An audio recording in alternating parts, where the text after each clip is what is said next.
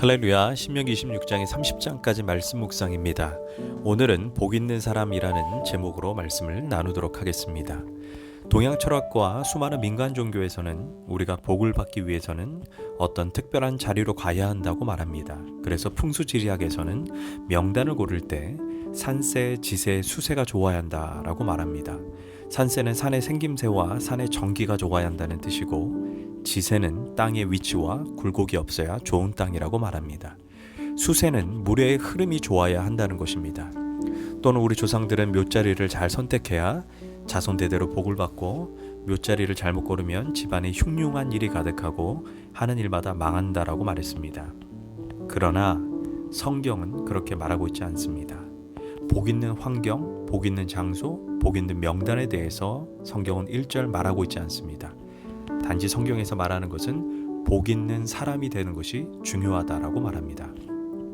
신명기 18장에서는 복 있는 사람이 성읍에 들어가면 성읍이 복을 받고, 복 있는 사람이 집에 들어가면 집이 복을 받고, 복 있는 사람이 있는 곳에 떡반죽 그릇이 복을 받고, 복 있는 사람이 있는 곳에 우양의 새끼가 복을 받고, 토지와 소산도 복을 받는다라고 말합니다. 그래서 복 있는 사람들은 들어가도 복을 받고 나가도 복을 받는다라고 성경은 말합니다. 창세기 39장 5절에서 그가 요셉에게 자기의 집과 그의 모든 소유물을 주관하게 한 때부터 야훼께서 요셉을 위하여 그 애굽 사람의 집에 복을 내리심으로 야훼의 복이 그 집과 밭에 있는 모든 소유에 미쳤다라고 말합니다. 창세기 26장에서 이삭이 블레셋 땅에 있을 때 그 땅에 기근이 들었다라고 말합니다. 이삭은 기근의 때에 처음으로 유목민이었지만 농사를 짓게 됩니다. 그런데 성경은 이삭이 기근의 때에 그의 100배의 축복을 받았다라고 말합니다. 또한 가뭄으로 물을 구할 수 없을 때 이삭은 땅을 파면 땅을 파는 곳마다 물이 콸콸콸 쏟아졌다라고 말합니다. 복 있는 사람은 복을 쫓는 사람이 아니라 복이 쫓아다니는 사람입니다.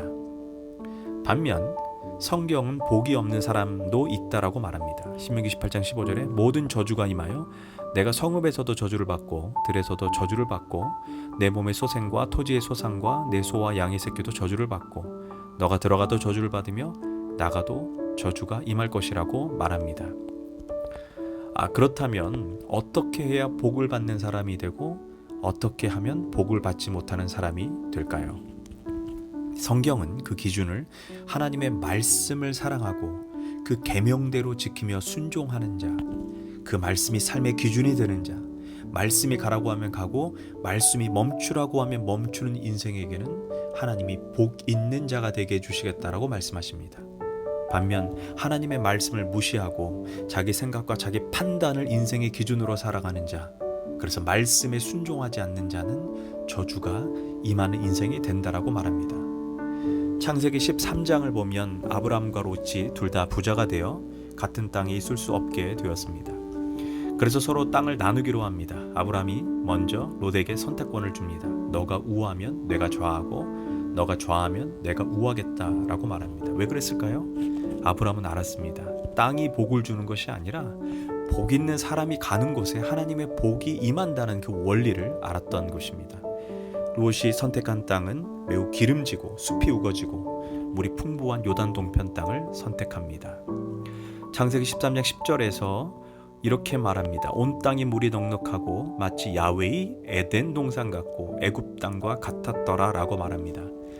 바로 롯이 선택한 땅은 기름진 땅이었으며 풀과 숲이 우거진 아주 비옥한 땅이었습니다. 그래서 소떼, 염소떼, 양떼를 키우기에 아주 적합한 땅입니다.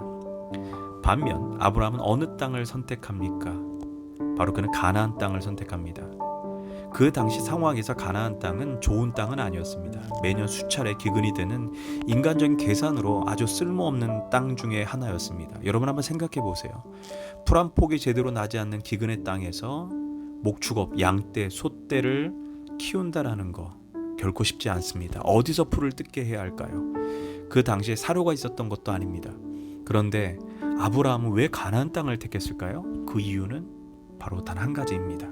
하나님이 가라고 하신 땅이고 하나님이 말씀하신 땅이고 하나님이 머물라고 하신 땅이기 때문에 바로 아브라함은 가나안 땅을 선택한 것입니다. 그의 기준은 자신의 생각과 판단이 아니라 철저하게 하나님의 말씀이 기준이었습니다. 말씀이 그렇다면 자신에게 손해가 된다고 해도 말씀을 선택했습니다. 말씀이 아니라고 말하면 아무리 이득이 된다 해도 그는 과감하게 거절할 수 있는 사람이었습니다. 반면 롯이 선택한 요단 동편의 기름진 땅은 나중에 어떻게 될까요? 그 땅은 하나님의 심판을 받고 망하게 되는 소돔과 고모라의 땅이 됩니다. 그 땅은 롯이 거주하고 나서부터 죄악의 도시, 음란의 도시, 실패의 도시, 고통의 도시가 됩니다. 그러나 아브라함이 선택한 가나안 땅은 어떻게 됩니까? 아브라함이 그 땅에 거할 때 그 땅은 나중에 젖과 꿀이 흐르는 땅이 됩니다. 심지어 기근의 땅에서조차 아브라함은 점점 더 거부가 되었다라고 성경은 말합니다. 땅이 문제가 아닙니다. 복 있는 사람이 되는 것이 더 중요합니다. 바로 복 있는 사람이 가는 곳에 복이 저절로 따라오는 것입니다. 저는 제 자신이 복 있는 사람이 되고 싶습니다. 그래서 나로 통해 우리 교회가 복을 받고 우리 성도들이 복을 받기를 원합니다. 또 우리 성도들이 복 있는 사람이 되길 원합니다. 우리 성도 때문에 교회가 복을 받고 목회자가 복을 받고 또 이 인디아나 지역이 복을 받고 그들이 가는 곳마다 복의 근원으로 쓰임 받기를 소망합니다. 그래서 명심해야 하는 것은 복을 추구하고 복을 따라다니지 마시길 바랍니다. 반면 말씀을 추구하고 말씀만 따라다니시기를 축복합니다. 그것이 비록 순간은 손실과 손해를 준다 해도 말씀의 기준대로 사는 것이 마지막은 복 있는 자가 되는 방법입니다. 여러분들이 복 있는 자가 될 때 여러분의 사업장이 복을 받게 될 것이고 여러분의 자녀들이 복을 받게 될 것이고 여러분의 교회가 복을 받게 되고 더 나아가 여러분을 통해 열방이 복을 받는 아브라함 같은 축복의 근원이 될 것입니다. 기도하겠습니다. 주님, 복 있는 자가 되게 하소서. 나로 하여금 하나님의 나라가 복을 받고 열방이 복을 받고 나를 통해 수많은 영혼들이 복을 받게 하소서. 또한 내가 있는 장소에 나를 통해 나와 함께하는 모든 사람들이 복을 누리게 하소서. 예수님의 이름으로 기도합니다. 아멘.